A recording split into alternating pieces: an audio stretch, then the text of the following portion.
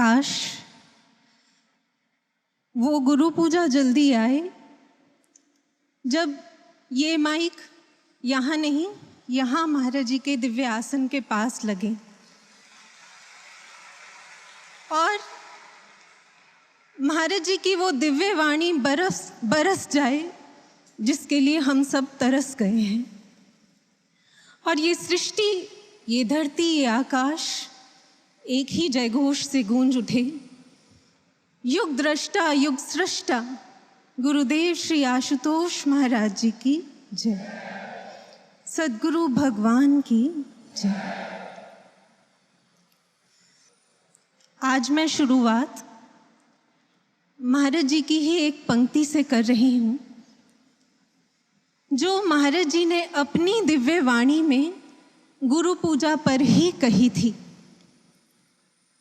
ये हूबहू गुरु महाराज जी के दिव्य वचन हैं। महाराज जी ने कहा, एक गुरु होते हैं जो हमारे कान फूंकते हैं, पर जो आध्यात्मिक गुरु होते हैं, जो सतगुरु होते हैं, वो हम में प्राण फूंकते हैं।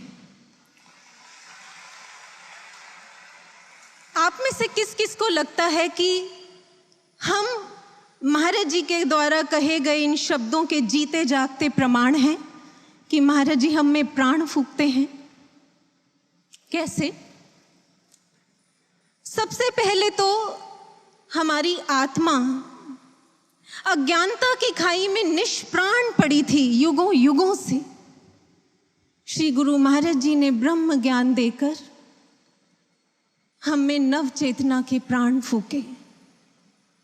उसके बाद इतना ही यहीं तक क्रम नहीं रुका।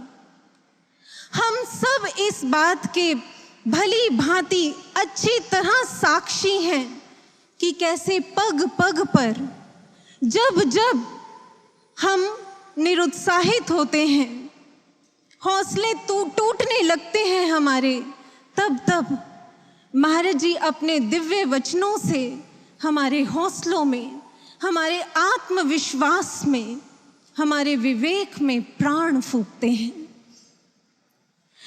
इस बात के लिए कुछ लिविंग टेस्टिमनीज की रेफरेंसेस देने से पहले आपके सामने जर्मनी में अभी हाल ही में हुई एक कमाल की रिसर्च है वो रखती हूँ। एक पद्मश्री हैं, फोक फिलैंथ्रोपिस्ट हैं, उन्होंने अपने वक्तव्य में इसको कोट किया था। वो कहते हैं कि जर्मनी के जो साइंटिस्ट्स हैं उन्होंने ये पाया है, ये रिसर्च की है कि यदि एक व्यक्ति कोमा में है और आपकी सारी थेरेपीज, सारी मेडिसिन्स उसकी चेतना लौटाने में फेल हो चुकी हैं, तो उन साइंटिस्ट्स का ऐसा कहना है कि आप पता कीजिए कि उस व्यक्ति की मातृभाषा क्या है और फिर उसके कान में उस मातृभाषा का उच्चारण कीजिए। वो साइंटिस्ट कहते हैं कि उनके अनुसार मातृभाषा के अलावा कोई वाक ऐसा है ही नहीं जो हमारी चेतना में प्रवेश कर जाए। और उन साइंटिस्ट का कहना है कि अगर 1% भी उस व्यक्ति की चेतना में लौटने की संभावना होगी तो वो मातृभाषा का उच्चारण सुनकर चेतना में वापस लौट आएगा। लेकिन अगर इससे भी नहीं आया तो वो दावे से कहते हैं कि इस सृष्टि की कोई औषधि, कोई तरीका उसको वापस चेतना में ला नहीं सकता। साधकों, जैसे मातृभाषा का स्पर्श ब्रेन के स्तर पर कोमा में पड़े व्यक्ति में चेतना लौटा सकता है, ऐसे ही परमात्मा भाषा का स्पर्श, यानी जो निराकार सत्ता नराकार रूप में सतगुरु बनकर इस धरा पर आती है, उनकी दिव्य वाणी का स्पर्श मानसिक स्तर पर पड़े कोमा में व्यक्ति जो होता है उसमें भी नव चेतना, नव प्रेरणा, नव प्राण फूंकने का दम रखती है। और इस कॉन्टेक्स्ट में कि कैसे महाराज जी के दिव्य वचन, महाराज जी की दिव्य वाणी हम में प्राण फूंकती है, आपके सामने कुछ प्रैक्टिकल प्रूफ्स रखती हूँ। ये प्रमाणित कर देंगे हमें कि जब जब महाराज जी ने दिव्य वचन हमें कहे हैं तो वो हमारे अंदर एक ऐसा हाई वोल्टेज नव स्पंदन पैदा करते हैं हमारी चेतना में कि हमारे अंदर की सारी वीकनेस, सारी डेडनेस पल भर में ध्वस्त हो जाती है और हम अपने आप को चेतना के एक नवीन, एक ऊंचे स्तर पर खड़ा पाते हैं। एक बार दिव्यधाम आश्रम में यहाँ एक सज्जन आए थे। वो एक सोशल ऑर्गेनाइजेशन के अध्यक्ष थे। उन्हीं दिनों निर्भया केस हुआ था जिसने सारे समाज को व्यथित किया था, और वो सज्जन भी मानव के ऐसे पतन में गिरते जो उसकी स्थिति है उसको देखकर बहुत पीड़ित थे। महाराज जी और उन सज्जन के बीच में क्या वार्तालाप हुआ, मैं उस दृश्य को आपके सामने एज इट इज रखती हूं क्योंकि मैं उस समय वहीं थी। वो सज्जन कहते हैं, महाराज जी, जिस दिन ये निर्भया केस हुआ उस दिन मेरी ऑर्गेनाइजेशन में बहुत से मेंबर्स आए हुए थे और हमें डिस्कशन करनी थी। लेकिन कहते हैं कि महाराज जी, मैं इस केस को सुनकर इतना पीड़ित था, इतना दुखी था कि मैं सबके सामने जाकर खड़ा हो गया। मैंने जलती हुई एक कैंडल अपने हाथ में ली और उसे यूं गर्दन से पकड़कर उसे मोड़ दिया। और कहते हैं, महाराज जी, मैंने कहा यही किया है हमने उस बच्ची के साथ। जैसे ये मोमबत्ती टूट भी गई और बुझ भी गई, ये समाज ने किया है उस बच्ची के साथ। और फिर वो बोले, महाराज जी, तब मैं सोशल ऑर्गेनाइजेशन का अध्यक्ष जो कितनी सोशल एक्टिविटीज में इन्वॉल्व है, तब मैंने यूं हाथ से एक बड़ा सा क्रॉस बनाते हुए कहा था कि जिस समाज में पाशविकता इस हद तक घुल चुकी है, ऐसे समाज को बदलना इट इज इम्पॉसिबल। इम्पॉसिबल ही नहीं, नेक्स्ट टू इम्पॉसिबल कि ऐसा समाज कभी संवारा जा सकता है। महाराज जी गंभीर थे, लेकिन महाराज जी ने गंभीर पर बुलंद स्वर में महाराज जी उनसे कहते हैं, महाराज जी ने कहा, संवारा जा सकता है। महाराज जी बोले, आपने कबीर दास जी की ये वाणी सुनी है जो गुरुबाणी में दर्ज है? वो बाणी सुनाई महाराज जी ने। हर है खांड रेत में बिखरी, हाथी चुनी न जाई, कहे कबीर गुरु भली बुझाई, कीटी होए के खाई। महाराज जी ने पूछा, मतलब समझे आप? उन्होंने ना में सिर हिलाया। महाराज जी ने मतलब समझाया। महाराज जी कहते हैं, आप खांड और रेत को आपस में मिक्स कर दीजिए। अब अगर हाथी अपनी सूंड से खांड को रेत से अलग करना चाहे तो क्या ऐसा करना पॉसिबल है? उन सज्जन ने कहा, नहीं महाराज जी। महाराज जी ने कहा, लेकिन अगर यही कार्य एक चींटी को सौंपा जाए तो बोले, महाराज जी, चींटी तो खांड को रेत से अलग कर देगी, इट इज पॉसिबल। महाराज जी ने कहा, बिल्कुल इसी तरह ये जो मन है, इंसान का मन बुराइयों में, व्यसनों में आज बुरी तरह घुल मिल चुका है।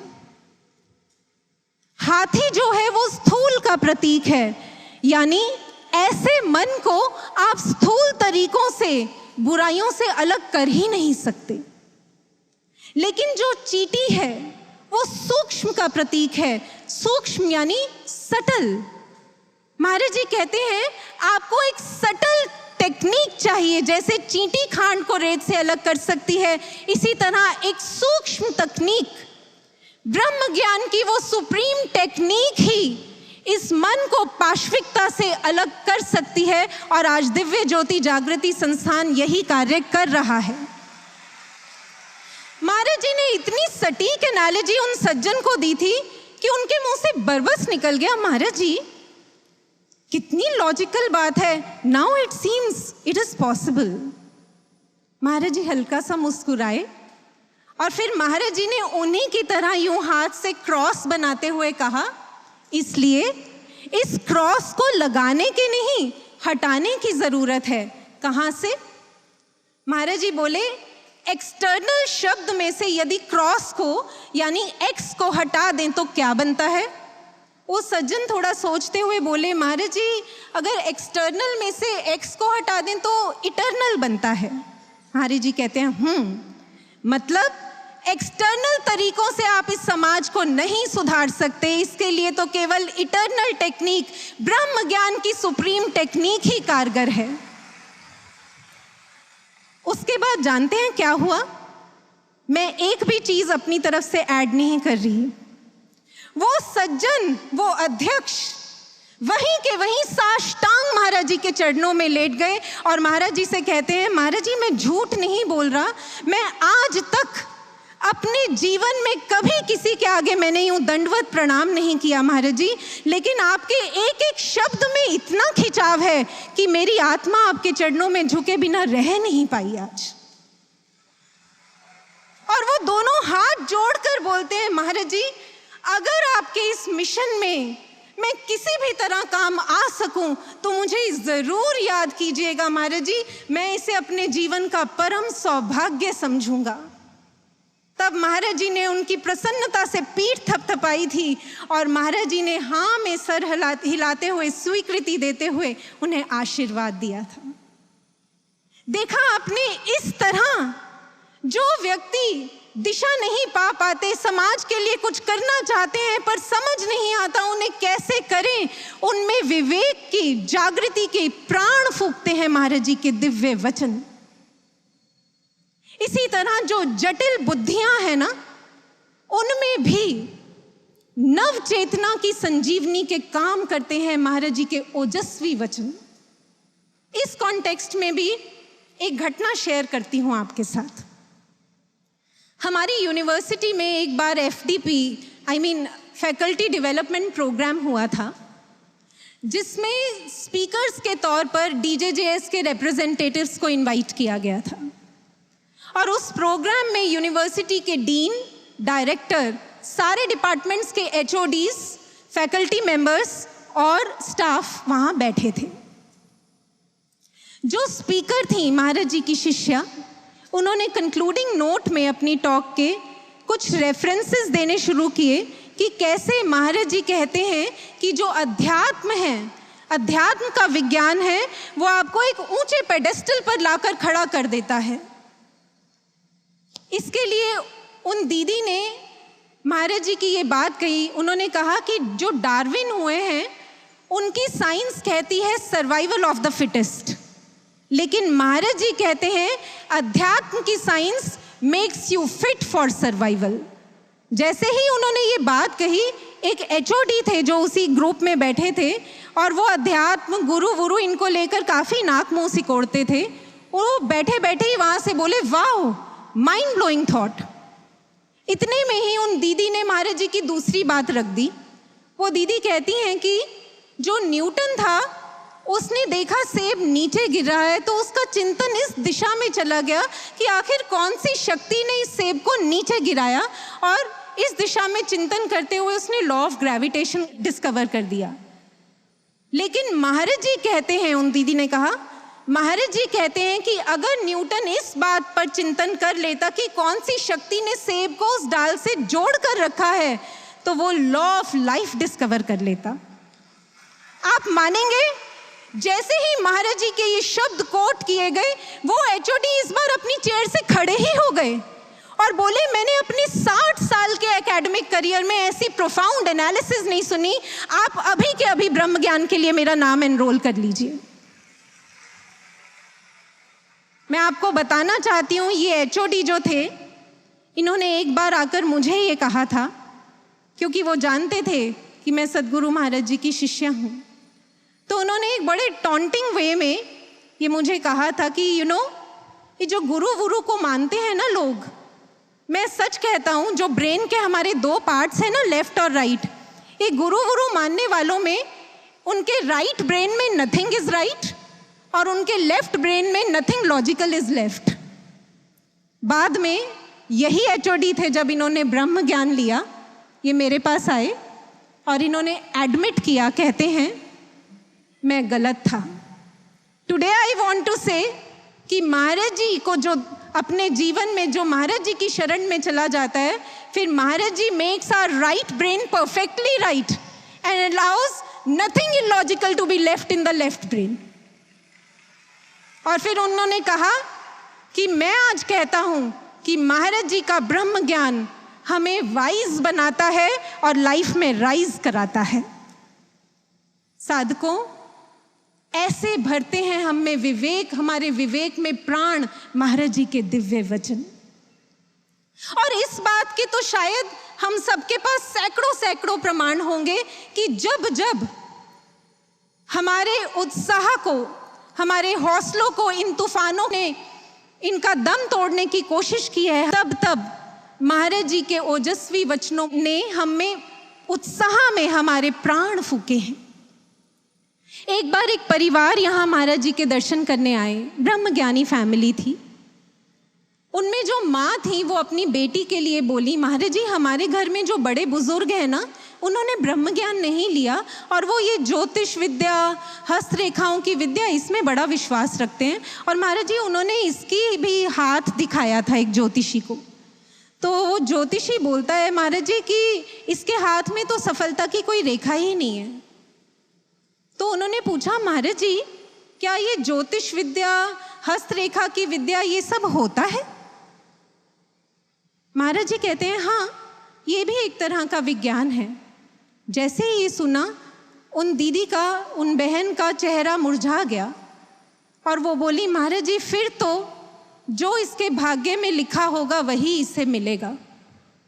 उस समय महाराज जी ने यूं मुट्ठी उठाई और बुलंद आवाज में महाराज जी बोले, एक ब्रह्म ज्ञानी साधक अपना भाग्य खुद लिखता है। याद रखना, जो विद्या तुम्हारे पास है, महाराज जी यूं दोनों हाथ करते हुए बोले, उसके सामने संसार की सारी विद्याएं फेल हैं। और महाराज जी फिर बोले, जाकर कह देना उस ज्योतिषी से कि हमारे गुरु ने हमारी सारी हाथ की रेखाएं बदल दी हैं। साधकों, कितने ही प्रमाण हम ले आए आपके सामने, ये कम ही पड़ेंगे। सच में महाराज जी हमारी हस्तरेखाओं को बदल दिया करते हैं। आपने पिग्मेलियन इफेक्ट के बारे में सुना होगा। पिग्मेलियन इफेक्ट एक साइकोलॉजिकल फिनोमिनन है। ये कहता है, your high expectations from someone can help him improve his performance. यानी अगर आप किसी से ऊंची आशाएं रखते हैं तो आपकी उस व्यक्ति के प्रति जो ऊंची आशाएं हैं वो उसमें मोटिवेशन तो भर सकती है, लेकिन आप उन आशाओं को पूरा करने का सामर्थ्य उस व्यक्ति में नहीं भर सकते, पर सद्गुरु भगवान भर सकते हैं। और महाराज जी आज ऐसा कर रहे हैं। श्री औरोबिंदो का मैंने एक कोट एक जगह पढ़ा है।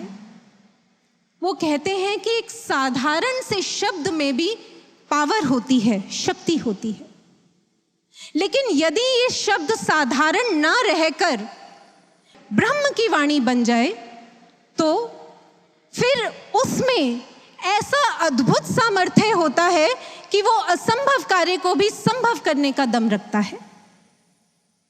इस कॉन्टेक्स्ट में एक बड़े कमाल का, एक मार्के का उदाहरण हमें अंगुलीमाल के जीवन से मिलता है। महात्मा बुद्ध की शरण में आने के बाद अंगुलीमाल एक बार कहीं जा रहा था। उसने देखा एक जगह पेड़ के नीचे एक स्त्री भयंकर प्रसव पीड़ा से जूझ रही थी। शिशु का जन्म हो नहीं पा रहा था और ऐसा लगता था कि जैसे वो पीड़ा उस स्त्री के प्राण ले डालेगी। अंगुलीमाल इतना व्यथित हुआ, वो दौड़ता हुआ महात्मा बुद्ध के पास आया और बोला, तथागत, उस स्त्री की पीड़ा खत्म हो, उसके लिए मैं क्या कर सकता हूं? तब महात्मा बुद्ध कहते हैं कि जहां वो स्त्री है, जाकर वहां ये शब्द कहे कि भगिनी, जब से मैं सधर्म की शरण में आया हूं, तब से मैंने जानबूझकर किसी भी प्राणी को आहत नहीं किया है, उसे हानि नहीं पहुंचाई है। मेरे इस सत्य वचन से तेरा मंगल हो, तेरे गर्भ का मंगल हो। अंगुलीमाल ज्यों का त्यों इन शब्दों को अपने साथ लेकर वहां स्त्री के सामने जाकर इन ज्यों का त्यों इन शब्दों को बोल देता है। और उस समय एक आश्चर्यचकित कर देने वाला दृश्य घटता है। तत्क्षण जैसे ही अंगुलीमाल ये शब्द कहता है कि मेरे इस सत्य वचन से तेरा मंगल हो, तेरे गर्भ का मंगल हो, तत्क्षण वो जो महिला थी उसने सुरक्षा पूर्वक शिशु को जन्म दे दिया और वो पीड़ा से मुक्त हुई। इस दृष्टांत में जो एक बहुत गहरी और महत्वपूर्ण प्रेरणा है, क्या आप पकड़ पाए उसे? महात्मा बुद्ध ने क्या शब्द कहे अंगुलीमाल को कहने के लिए कि जब से मैं सधर्म की शरण में आया हूं, मैंने जानबूझकर किसी प्राणी को हानि नहीं पहुंचाई। यानी जब से मैं ब्रह्म ज्ञान मैंने पाया है, जब से मैं महाबुद्ध की शरण में आया हूं, तब से मैंने जानबूझकर ना मन से, ना वचन से, ना अपने व्यवहार से किसी भी प्राणी को हानि पहुंचाई है। और मेरे इस सत्य वचन से, सोचिए, वो अंगुलीमाल, खूंखार अंगुलीमाल, जिसकी सोच में, कर्म में हिंसा बैठ चुकी थी, वो कहता है कि मेरे इस सत्य वचन से तेरा मंगल हो। और जैसे ही उसने ये शब्द कहे, उन शब्दों में सत्यता की इतनी शक्ति थी कि सृष्टि को वो करना पड़ा जो कहा गया। कहते हैं कि जब अंगुलीमाल महाबुद्ध की शरण में आया था, उस दिन से उसने अपने ऊपर इतना कड़ा श्रम किया था, ऐसी सच्ची साधना करके उसने अपने आप को गहरा साधा था। उसने श्वास श्वास में गुरु के लिए तप किया था। महात्मा बुद्ध ने जो निर्धारित किया था अनुशासन, उसमें अपने आप को पूरी तरह बिना कोई ढील देते हुए अपने आप को उस अनुशासन में ढाल दिया था। तभी महात्मा बुद्ध ने जो उसके लिए ये वचन कहे थे, उस पर वो खरा उतरा था। अब जरा इस बात के पैरेलल हम अपनी बात करते हैं। याद कीजिए महाराज जी ने हमारे लिए क्या शब्द कहे हैं। मैगजीन में चेक कीजिएगा, 2010 गुरु जो दिव्य शांति महोत्सव हुआ था, ये जनवरी एडिशन में छपा है 2011 के, आप पढ़ना। 2010 दिव्य शांति महोत्सव में महाराज जी ने ये आशीर्वचन हमारे लिए कहे।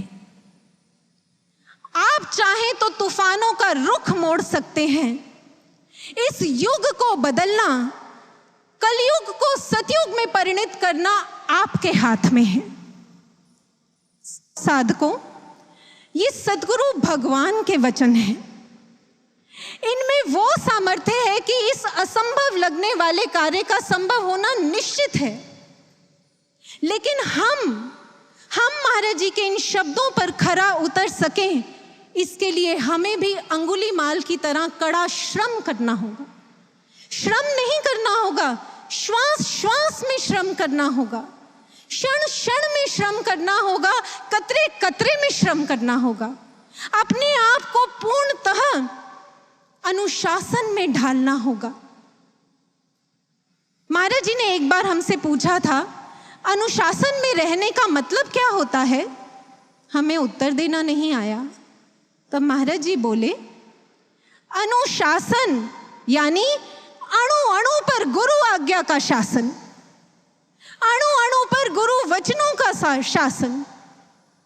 साधकों, शर्त लगा लीजिए, अगर हमारे अणु अणु पर गुरु वचनों का शासन हो जाए तो फिर हम ऐसा श्रम कर जाएंगे कि हमारा कतरा कतरा हमारे महाराज जी के लिए, उनके मिशन के लिए शिद्दत से जी कर जाएगा।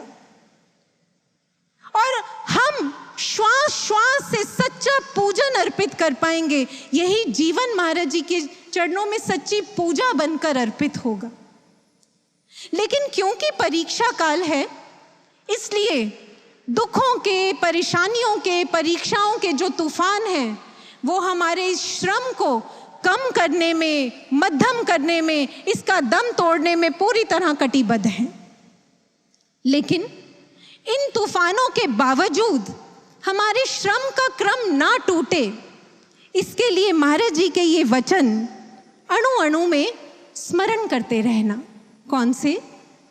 ये वचन महाराज जी ने अभी हाल ही में गुरु बहन के अनुभव में 2 बार उसके अनुभव में आकर कहे हैं। महाराज जी ने कहा, मानव जीवन की सबसे बड़ी हानि ना तो धन की हानि है, ना सांसारिक उपलब्धियों की हानि है। महाराज जी गंभीर स्वर में बोलते हैं कि मानव जीवन की सबसे बड़ी हानि है समय की हानि। और फिर महाराज जी उस गुरु बहन को कहते हैं, सबको बता देना, समय की हानि का पश्चाताप। नोट कर लीजिए इन वर्ड्स को। महाराज जी कहते हैं, सबको बता देना, समय की हानि का पश्चाताप मृत्यु से भी अधिक कष्टदायी होता है। महाराज जी के इन वचनों की गहराई समझना चाहते हैं? आज से बहुत समय पहले पीतमपुरा भवन के हॉल में महाराज जी ने एक दृष्टांत सुनाया था। महाराज जी कहते हैं, तुम्हें पता है, जिस समय ईसा मसीह को सूली पर चढ़ाया गया था, उस समय उनके साथ 2 चोरों को भी सूली पर टांगा गया था। तब उनमें से एक चोर वो ईसा मसीह की तरफ देखते हुए अपने मन में सोचता है, इसका जीवन भी क्या जीवन है, सारी उम्र नेकियां करता रहा, पर मिला क्या? सजा हमारी तरह ही भुगत रहा है। इससे तो हमें देखो, हमने इस दुनिया के सारे ऐशो आराम भोगे हैं, हम तो बड़े मजे में रहे, हम तो बहुत फायदे में रहे। और ये सोचकर वो जोर से एक अट्टहास करता है। वहीं जो दूसरा चोर था, उसके मन में क्या चल रहा होता है? वो जब जीसस को, ईसा मसीह को देखता है, तो उसके मन में आता है उन विभूति के लिए, कहता है, आज पीड़ा और कष्ट तो हमें भी इसके जैसा मिल रहा है, लेकिन काश हमारा नाम भी इसके बंदों में शामिल होता, क्योंकि आज ये मरकर भी नहीं मरेगा और हमें 7वें नरक में भी स्थान नहीं मिलेगा। और जैसे ही उसके अंदर ये विचार उस महान विभूति के लिए आया, महाराज जी ने कहा, उसको वो फल प्राप्त हुआ जो ऋषियों, मुनियों, तपस्वियों को हजारों हजारों साल की तपस्या के बाद भी नहीं मिलता। सिर्फ एक विचार कि काश काश मेरा नाम इसके बंदों में शामिल होता। साधकों, सतगुरु तो अपनी कृपा करने में कोई कमी करते नहीं, उसको तो वो गति मिली। लेकिन जरा उस चोर की उस समय, जिस समय उसके प्राण जाने वाले थे, उस समय जरा उसके अंदर की स्थिति को अगर हम सोच कर देखें, मृत्यु के कष्ट से अधिक उसको ये अफसोस सालता रहा कि मैं इसके बंदों में शामिल नहीं हो सका, और वो इस अफसोस को लेकर तड़प तड़प के मर गया। लेकिन वो कुछ कर नहीं सकता था, क्योंकि समय उसके हाथ से निकल गया था। इसलिए महाराज जी ने कहा कि समय की हानि का जो कष्ट होता है, जो पश्चाताप का कष्ट होता है, वो मृत्यु से भी अधिक पीड़ादायी होता है। क्यों पीड़ादायी होता है? क्योंकि ये जो समय की हानि है, अगर हमारे हाथ से ये समय चला गया तो साधकों, सिर्फ समय नहीं जाएगा, समय के साथ साथ हमारा बहुत कुछ चला जाएगा। कितना जाएगा उसका अनुमान लगाना तो संभव नहीं है, पर मेजरली 2 लॉसेस आपके सामने मेंशन करती हूं कि अगर ये समय हमारे हाथ से चला गया, समय की हानि हो गई, तो हमारी कैसी हानि होगी। 2 लॉसेस रखती हूं आपके सामने। लॉस नंबर 1, अगर ये समय हमारे हाथ से चला गया तो फिर जिनके लिए हम जीने आए हैं इस धरती पर, जिनको पाने आए हैं इस धरती पर, ना तो उनकी शरण में आने के बावजूद हम उनको पा पाएंगे, और ना ही उनके सच्चे शिष्यों की सूची में हमारा नाम शामिल हो पाएगा। एक बार एक गुरु बहन ने अनुभव में देखा कि महाराज जी एक बड़े से हॉल में खड़े हैं, उनके सामने साधक शिष्य बैठे हैं। महाराज जी कहते हैं कि आज मैं अपने शिष्यों का चयन करूंगा। महाराज जी के हाथ में एक लिस्ट थी, उसमें कुल 14 नाम थे।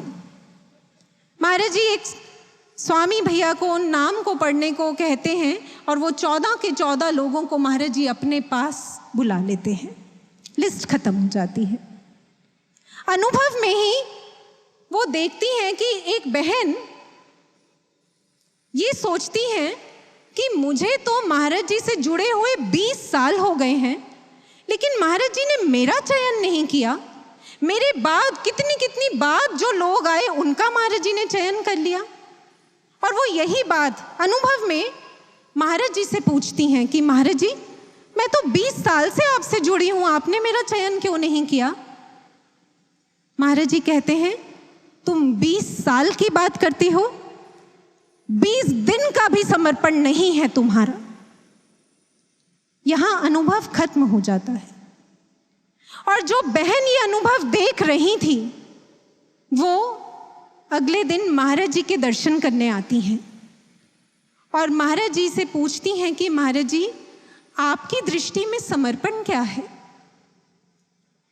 महाराज जी कहते हैं जिन घड़ियों में आपके गुरु का चिंतन बसता है, जिन घड़ियों में आप अपने गुरु से जुड़े होते हैं, हमारी दृष्टि में केवल वो घड़ियां ही समर्पण में काउंट होती हैं।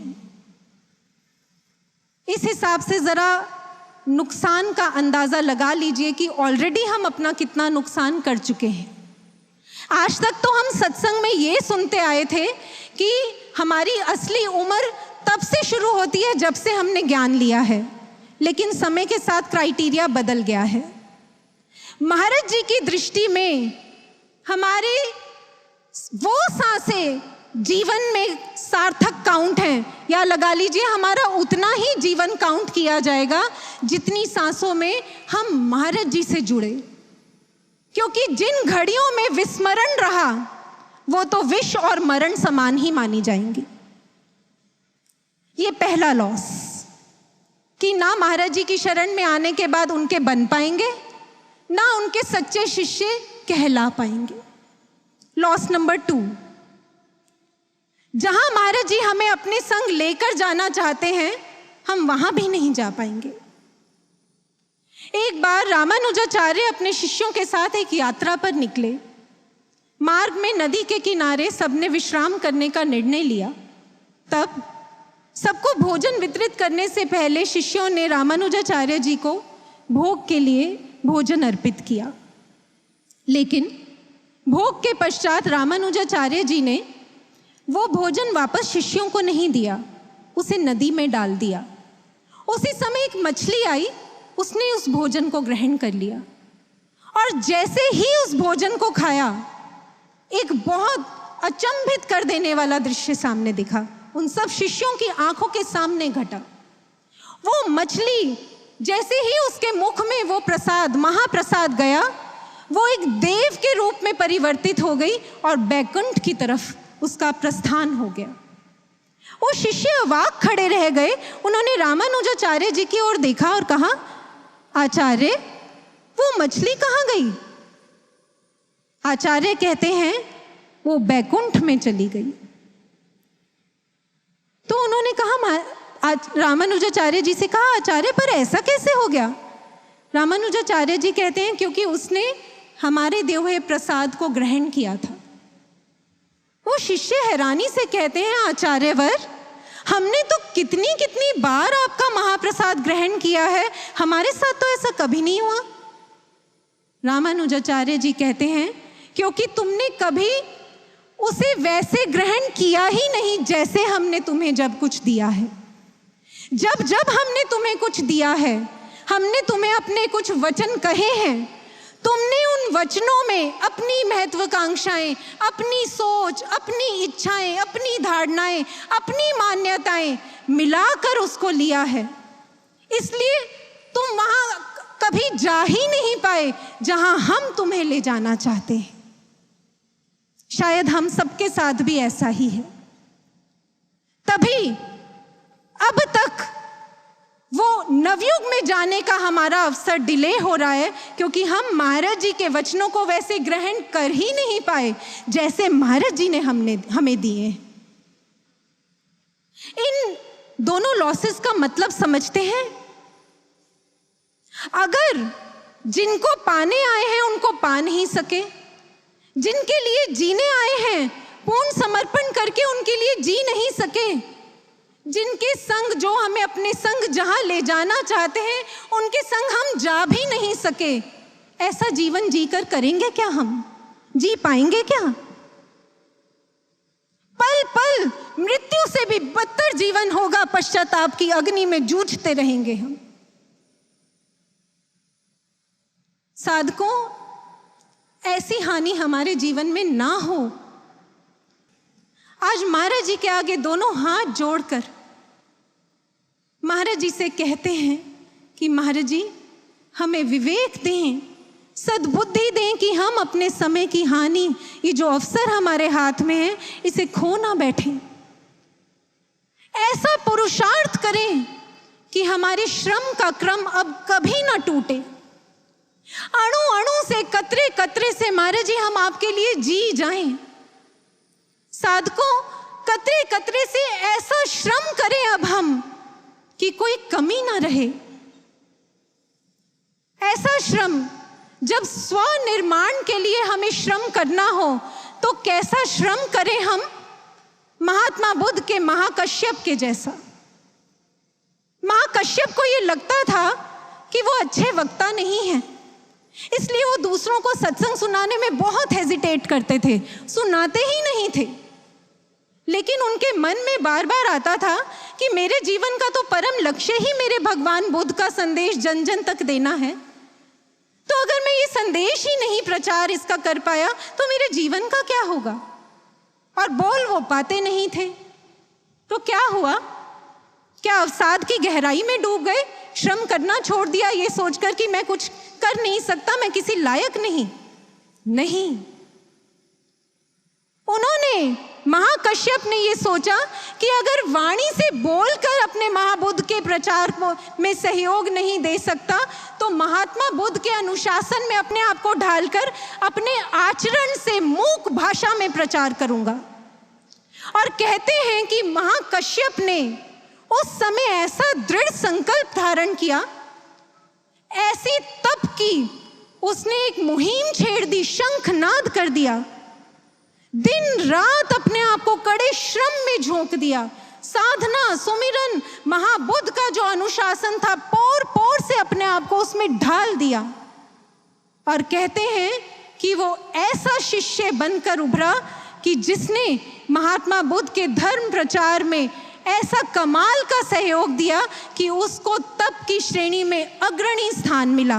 और आप अगर आज इंटरनेट पर महाकश्यप की इंट्रोडक्शन देखेंगे तो उनकी इंट्रोडक्शन में लिखा आता है, महात्मा बुद्ध के सभी शिष्यों में ही इज फॉरमोस्ट इन तपस्या, एसेटिसिज्म, ये तपस्या में सबसे आगे ये शिष्य निकला महात्मा बुद्ध का, जिसने महात्मा बुद्ध के लिए अपने आप को ऐसा तपाया कि उनके धर्म कार्य में सबसे अधिक सहयोग दे गया।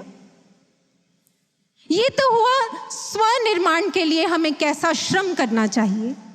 और अगर विश्व कल्याण के लिए श्रम की बात करें तो फिर कतरे कतरे से हम महाराज जी के मिशन के लिए ऐसे जी जाएं कि फिर हम महाराज जी की दिव्य लीलाओं के क्या बन जाएं? क्या बन जाएं? एक बार एक गुरु बहन के अनुभव में वो महाराज जी से अपने अनुभव में कहती हैं कि महाराज जी, कितना बड़ा सौभाग्य है हमारा कि हम आपकी दिव्य लीलाओं के साक्षी बने हैं। वो कहती हैं कि महाराज जी, हमने उस घड़ी को भी देखा है जब आपने समाधि धारण की, और हम जल्द ही उस घड़ी के भी साक्षी बनेंगे जब आप समाधि से वापस लौट आएंगे। तब महाराज जी कहते हैं, नहीं, तुम साक्षी नहीं हो, तुम सब मेरे साथी हो, क्योंकि साक्षी तो ये संसार बनेगा जो मेरी दिव्य लीलाओं को देखता भर रहेगा। तुम तो मेरे सहयोगी हो जो मेरी दिव्य लीलाओं में पूर्ण रूप से अपना दायित्व निभा कर जाएंगे। इसलिए ऐसा श्रम करें हम कि हम महाराज जी के दिव्य लीलाओं के साक्षी नहीं, साथी बन कर जाएं। अंत में श्रम के क्रम को कभी ना टूटने दें हम। महाराज जी के तीन शब्द हैं जो महाराज जी ने हमसे कई कई बार कहे हैं, उनके विषय में कहकर अपनी वाणी को विराम दूंगी। और वो 3 शब्द क्या हैं? छा जाना है। महाराज जी ने कितनी बार कहा है कि जन जन तक, विश्व के कोने कोने तक ब्रह्म ज्ञान देकर छा जाना है। ऐसा छा जाना है कि कोई भी व्यक्ति इस ज्ञान से अछूता ना रह जाए। ऐसा बिगुल बजा देना है इस ज्ञान का कि ये धरती जीती जागती स्वर्ग बन जाए। और इस संदर्भ में चलते चलते एक बहुत सुंदर सा एक दृष्टांत रखते जाती हूँ। सच्ची घटना है, बहुत प्यारी है, हमारे श्रम को करने में बहुत अच्छी प्रेरणा देगी। एक महाराज जी के साधक शिष्य हैं जो भारत में नहीं रहते और महाराज जी के दर्शन करने भारत कभी आए भी नहीं, क्योंकि महाराज जी ने समाधि में जाने से पहले उन्हें कहा था कि जब हम बुलाएंगे तब आना। इसलिए वो इंतज़ाररत हैं। लेकिन इस इंतज़ार में भी क्या करते हैं, ये बात उन्होंने हमें खुद बताई थी। कहते हैं कि उनकी एक बार एक मीटिंग थी जिसमें पूरे वर्ल्ड से डेलीगेट्स आए थे। उस मीटिंग का जब एंड हुआ तो सब लोग अपने विजिटिंग कार्ड्स एक्सचेंज कर रहे थे। तो जैसे ही इन साधक शिष्य की अपने हाथ में जो सबसे ऊपर विजिटिंग कार्ड था, उस पर बाई चांस उनकी दृष्टि चली गई और उस पर एक वर्ड लिखा था एड्रेस में पीतमपुरा। ओहो, पीतमपुरा वर्ड पढ़ते ही कहते हैं कि जैसे मुझ में करंट दौड़ गया। वो खुद बताते हैं, कहते हैं कि मैं दौड़ा और दौड़ते दौड़ते उस व्यक्ति के पास गया जिसने वो विजिटिंग कार्ड मुझे दिया था, और कहते हैं मैंने उसके कंधे पर हाथ रख के कहा, hey Pitampura, you know who lives here? God lives here. और कहते हैं कि मैंने उसे कहा, ये भगवान जो है तुम्हें तुम्हारे अंदर बैठा भगवान दिखा सकते हैं, इसलिए जाओ इन भगवान की शरण में जाकर अपने अंदर वाले भगवान का दर्शन करो और इस सारे संसार को बता दो इस धरा पर इस युग का भगवान आया है। साधकों, हम भी ऐसे जुनून के साथ छा दें महाराज जी को। हमारे कतरे कतरे में हमारे अंदर महाराज जी छा जाएं और इस विश्व के कतरे कतरे में, कोने कोने में महाराज जी का मिशन छा जाए। जब हम ऐसा करेंगे तो मैं निश्चित तौर पर कहती हूँ, हमारा जीवन महाराज जी की सच्ची पूजा बनेगा। और ऐसी पूजा को जब हम महाराज जी के चरणों में अर्पित करेंगे, महाराज जी पल भर भी रुक नहीं पाएंगे। उसी क्षण अपनी समाधि से लौट कर आएंगे और उस दिन मनेगी हमारे जीवन की सबसे बड़ी गुरु पूजा। इसी प्रेरणा के साथ, इसी प्रार्थना के साथ आइए एक बुलंद जय घोष महाराज जी के चरणों में अर्पित करें। बोलिए सद्गुरु भगवान की जय, सच्चे दरबार की जय।